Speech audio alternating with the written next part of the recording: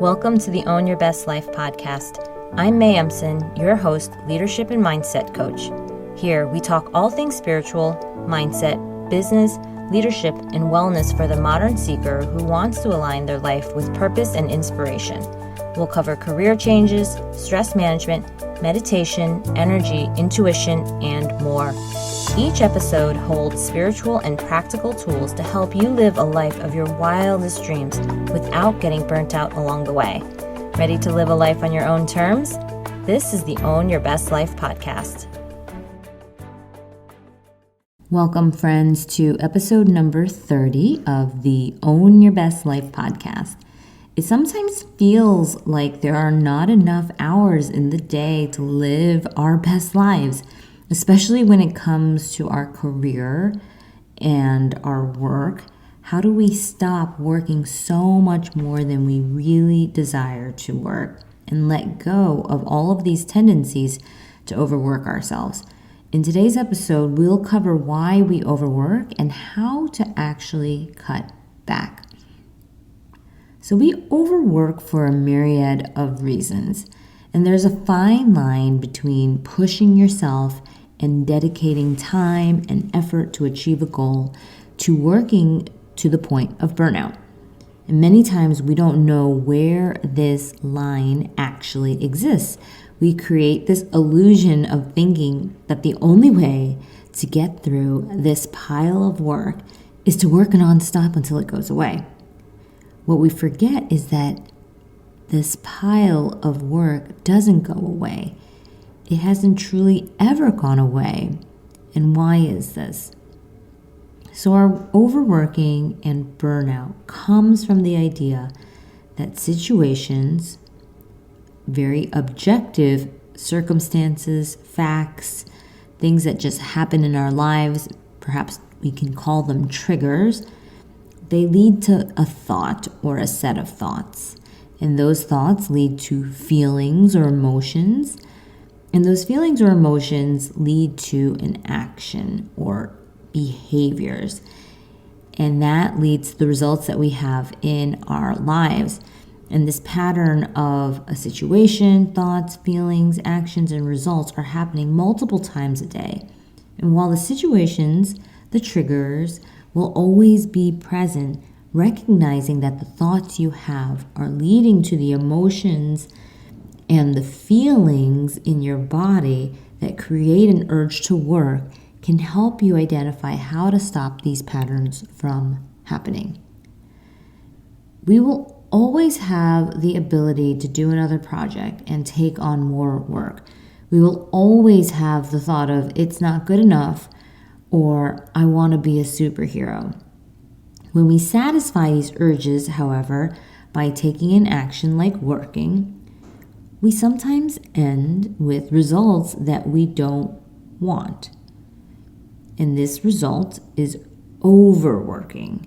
And so let's walk through an example. The situation is that you get asked for a status on how your business is performing. You then begin to think, well, why is this person asking me? Is there a problem?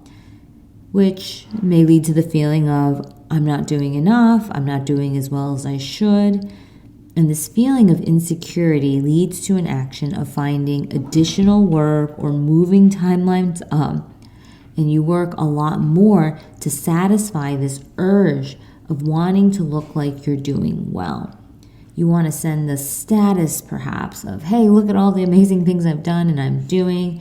And as you start working, you get that dopamine hit of achievement because you think, well, they can't possibly ask for more, or I'm worthy because I'm good at my job, or I love it when I have a tight deadline and I barely make it. And the result is a work life that's just filled to the brim with projects and work that you may now be finding difficult to complete, and a frazzled or tired or frustrated version of yourself. And you think to yourself, I really want to stop overworking and working so much, and I'm burning out, but I don't feel like I can. So if this sounds familiar, know that you are completely normal. All of these habits that we have of overworking, over drinking, overeating, over anything comes from a place of normal brain function and psychology. So the prefrontal cortex and the primitive brain specifically. The prefrontal cortex is the executive function of the brain. It's the decision maker, the strategizer, it is the planner. And the primitive brain is the pleasure seeker and the pain avoider. It's responsible for our survival because pleasure was associated with things that were good for our survival, like food and sex. It provides rewards for behaviors that avoid pain and produce pleasure.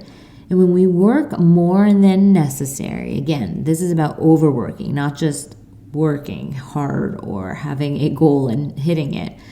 This is working more than necessary. When we do this and we are rewarded for it by external validation, we receive this hit and this high of achievement. And when we work a lot and avoid a painful interaction from someone who we think may question our ability, we find relief. And each time we experience a trigger, a thought, or situation, and we end up working and feeling that hit or relief of achievement, it perpetuates this neural pathway of an urge that we have and the reward through working. And the way to manage this seemingly out of control behavior is to use the prefrontal cortex in two ways. So the first is to use your thinking and discernment abilities by being the gentle observer of your thoughts.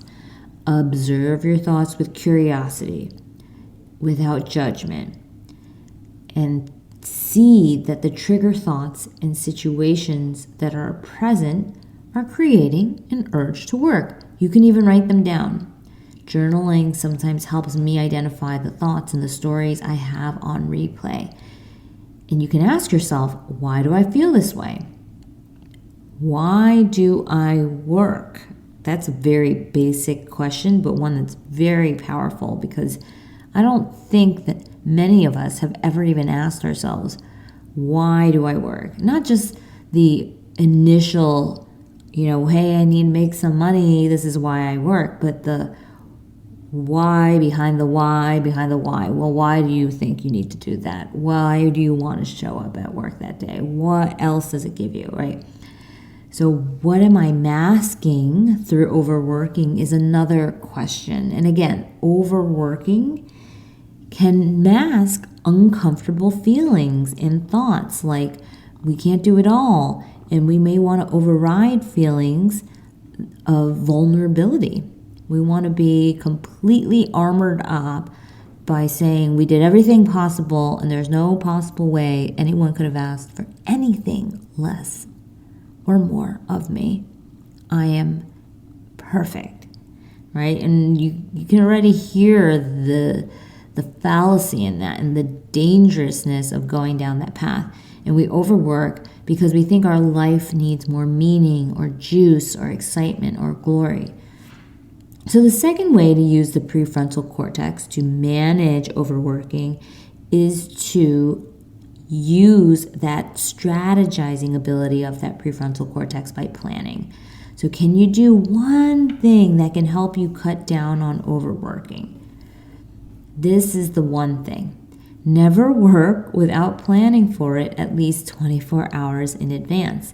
Never take on an additional workload without planning for it by understanding why do you want to do it and listing out what the consequences would be if you took on this so-called task. And if you feel the strong urge to work at an unplanned time, delay it for at least 24 hours. Your prefrontal cortex will do what is best for you by actively and consciously deciding how much and when you are going to work. You will activate all the decision-making abilities that allow you to weigh the consequences prior to the event actually occurring. So again, we're using the planning function before we arrive and we're triggered and we start to go into that place of, oh my gosh, I need to just do this because I feel bad about this, and this is how I avoid feeling bad. So triggers are what cause us to start going down this pathway. So it's important for us to understand what triggers us into overworking or any behavior where we're overdoing anything. When we can recognize these triggers, we have a fighting chance. And once you're presented with the trigger, you have a few choices. The first thing you can do is just to succumb to the trigger. You end up working later than you wanted, more than you wanted, and maybe you're missing out on your physical health, your family time, your personal life. The second thing you can do is to fight against it using your willpower. Willpower, as we all know, though, is a finite resource, and you know this because when you see that piece of cake sitting in the fridge 4 times a day, you'll end up eating it. The third thing you can do when you're presented with the trigger is to allow it to be there, to be that gentle observer, to not respond to it, but just to see it and notice that, hey, when I have that thing happen, I feel the need to work again. And I've said to myself that I'm not working today because I'm spending time with my family, my friends, on myself, or I'm not working this evening because of these reasons. And so why do I feel the need to do this? So if you're able to witness the feelings and those desires of engaging in the behavior that you don't want, you are able to create a new neural pathway. And this is a neural pathway that associates the trigger with a different set of learned behaviors. By not responding to it, you're literally breaking and interrupting that pattern. This is a mindfulness technique as well. Being extremely present with what is can help us curb so many unwanted behaviors. And you can now see how this ability to manage our unwanted behaviors is so powerful, because we can do this in many areas of our lives, areas where we overdo anything. Why? So that we can feel an emotion or not feel an emotion. This allows us now to live a life where instead of skirting around all the issues using food, alcohol, work, shopping, etc., we are facing our fears head on. And this is not easy, but it's the work of engaging with our lives fully.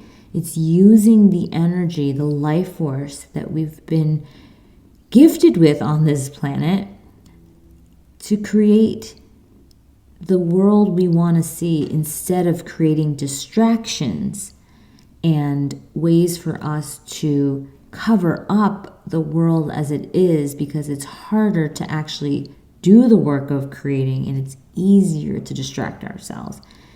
And whether it's the belief that we're not worthy, or if I do this, it's not fun, or I'm not deserving of the good life without certain kinds of behaviors, like working so painfully hard in order to get there.